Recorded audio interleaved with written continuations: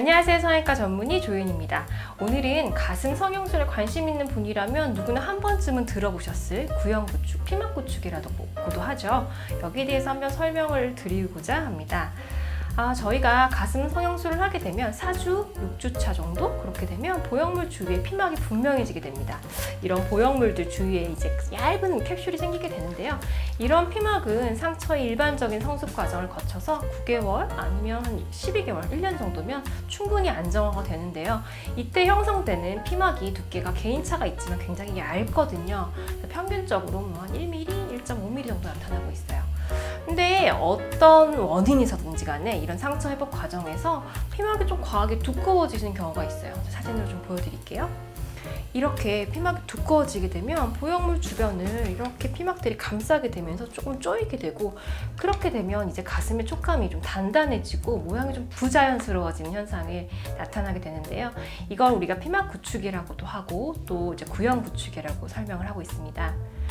보형물 자체가 단단해지는 것이 아니라요, 보형물을 둘러싸고 있는 피막이 단단해지면서 증상이 점점 심해지면 보형물이 그 수축된 힘에 의해서 위로 올라가기도 하고 때로는 좀 통증까지 일으키는 경우가 있어요.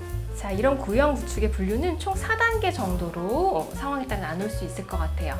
1단계는 수술하지 않은 아주 자연스러운 가슴이고 촉감이고 모양이에요. 이럴 때는 뭐 걱정이 없겠죠.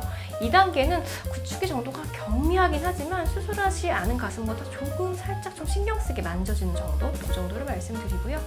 이제 3단계부터가 조금 이제 우리가 구별을 해야 되는 단계인 것 같아요. 피막 구축에 의해서 촉감은 단단한 것 같아요. 조금 딱딱하지만 누가 봤을 때 알 수 있을 정도로 모양의 변형이 심하지는 않아요. 하지만 4단계가 되면요, 제가 사진 이렇게 보여드릴 건데 누가 봐도 구형 구축이 너무 심하고 모양이 너무 이상하죠. 위쪽으로 올라간 경우도 있고 동그래져 있고, 이렇게 모양 변형이 심한 경우를 4단계 정도로 구분을 하게 됩니다. 자, 그래서 3, 4단계 정도로 넘어가면요, 재수술을 고려하셔야 하는 경우가 많아요. 또 재수술 되게 무서울 수 있으시고 두려우실 수 있는데요. 이런 구형 구축이 잘 생기지 않는 것이 가장 중요하겠죠. 의사들도 구형 구축을 생기지 않게 하기 위해서 굉장히 많은 노력을 해요. 저도 수술 부위에 정확하게 조금 술기를 하려고 노력을 하고, 철저한 지혈 그리고 보형물과 다른 부분들과 최소한의 접촉으로 보형물이 건강한 환경에 위치할 수 있도록 그렇게 노력을 하고 있고요. 직접 보고 내시경을 사용하고 수술 부위를 정말 정확하게 수술하는 것이 굉장히 중요합니다. 세 번째는 뭐 이견이 조금 있을 수 있지만 통계적으로는 스무스 타입의 보형물보다는 우리가 텍스처 보형물, 겉이 스무스 타입보다는 덜 매끈매끈한 이런 보형물이 구형 구축이 좀 덜하다고 알려져 있고요. 근육 앞 평면보다는 근육 뒤에 뭐 이중 평면이라든지 이런 식으로 뒤에 삽입하는 것이 구형 구축이 덜 생긴다고 그렇게 보고되고 있습니다. 또 저희들이 수술할 때 수술 청결을 유지하기 위해서 유두도 다 테이프를 붙여서 유즙이 바깥으로 노출되지 않게 하고, 보형물을 넣기 전에 항생제나 소독제를 이용해서 보형물이 삽입된 공간을 충분히 세척해 하고 있습니다.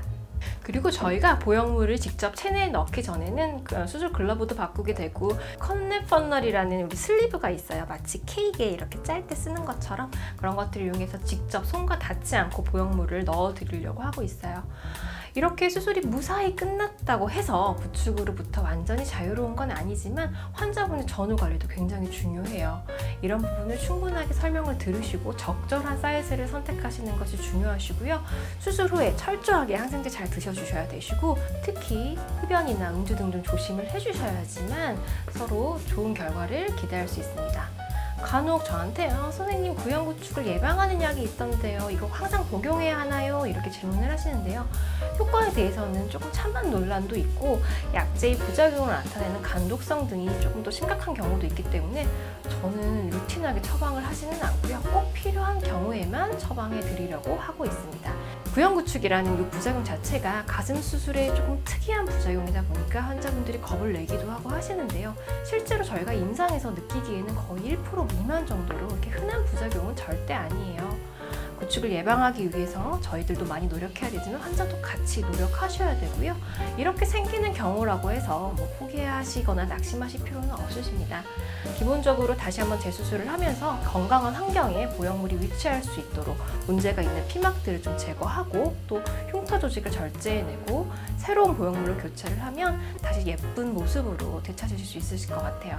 그리고 이런 과정에서 기존 보형물이 위치가 근육 앞에 있었다고 하면 근육 뒤쪽으로 옮겨주면서 또 충분히 피막을 방류해주고 하면 보형 구축을 잘 해결하실 수 있으실 것 같아요.